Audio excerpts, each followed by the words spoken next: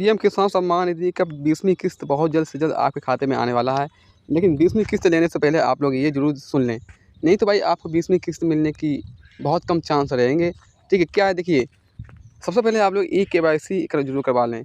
सरकार ने स्पष्ट कर दिया है कि नियम लागू कर दिया है कि पीएम किसान सम्मान निधि लाभार्थी को ई-केवाईसी कराने के लिए अनिवार्य कर दिया गया है। ऐसे में एक डिजिटल सत्यापन प्रक्रिया है जिसमें सरकारी का सुरक्षित कार्य करती है और लाभार्थी को वास्तविक किसान है या नहीं। ऐसे में सरकार ये चेक कर रही है कि किसान फर्जी तो नहीं है या लोकल तो नहीं है, कि आप लोकल पैसा ले रहे हैं या फिर डबल पैसा ले रहे हैं। तो ऐसे में ई-केवाईसी कराना ज़रूर हो गया है, नंबर 1 ये हो गया। ठीक है,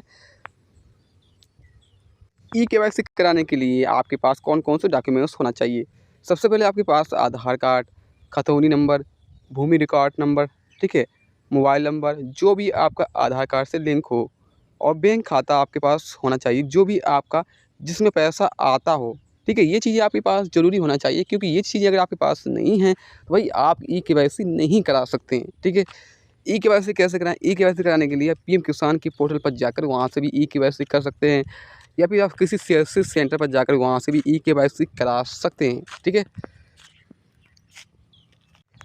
फिर इसके बाद देखिए, बहुत ज़रूरी बात ये है कि आप लोग खतौनी अपडेट रखें। खतौनी वह डॉक्यूमेंट्स है जिसमें आधार, ज़मीन और विवरण दर्ज होता है।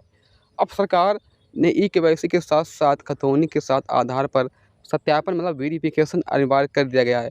अगर आपकी खतौनी अपडेट नहीं है तो उसमें कुछ गड़बड़ है, तो ऐसे में आपकी किस्त रुक सकती है। मैं ये आपको सही 100% लाइव प्रूफ बता रहा हूँ, क्योंकि जो भी आपकी खतौनी होती है, खतौनी से ही आपको पैसा मिलता है। ठीक है, और जिन लोगों के पास खेत नहीं है उन लोगों को पैसा नहीं मिलता है। ये बात आपको अच्छी तरीके से पता होना चाहिए। ठीक है, फिर इसके बाद बैंक खाता चालू रखना अनिवार्य है। बहुत से किसानों को ऐसे में जिनका बैंक खाता बरसों से निष्क्रिय पड़ा है, अगर आपने भी 2 साल या उससे अधिक समय से अपने बैंक खाते में कोई भी लेन देन नहीं किया है, बैंक बैंक उस खाते को डोरमेनेट यानी निष्क्रिय मतलब बंद कर देती है। तो ऐसे में सरकार द्वारा भेजा गया पैसा आपकी किस्त मतलब आपके खाते में नहीं पहुंच सकता है। तो बैंक खाता को चालू रखने के लिए आपको बैंक जाकर वहां से 10 रुपये का या लेन देन ज़रूर करें, और उसमें 10 रुपये का जमा करें। ठीक है, और बैंक कर्मचारी से पूछें कि आपका खाता चालू है या नहीं है। अगर आपका खाता बंद हो गया है तो ऐसे में आपको पैसा मिलना बहुत मुश्किल हो सकता है। ठीक है, अब बात कर लेते हैं कि भाई 20वीं किस्त का पैसा कब आ सकता है। अब तक की बात करते हैं कि 20वीं किस्त कब आएगी।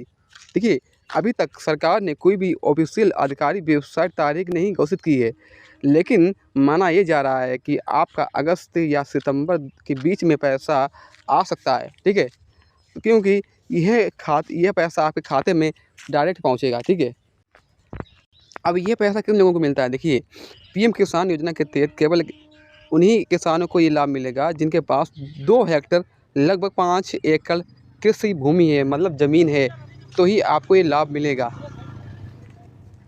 अब इसमें जैसे कि आम गलतियाँ से बचना चाहिए, जो आम गलतियाँ होती हैं उनसे आपको बचना चाहिए।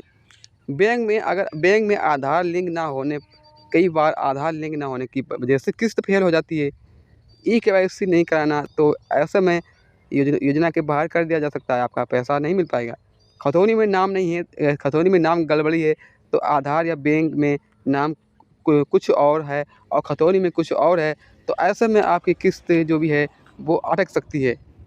मोबाइल नंबर अगर आपका गलत दर्ज होना, ओटीपी ना मिलने के कारण आपका पैसा आपका पैसा जो होता है वो ई-केवाईसी नहीं हो पाता है, और ऐसे में आपको पैसा मिलना नामुमकिन हो जाता है। नई वीडियो को लाइक करें, सब्सक्राइब करें, शेयर करें। Thank you.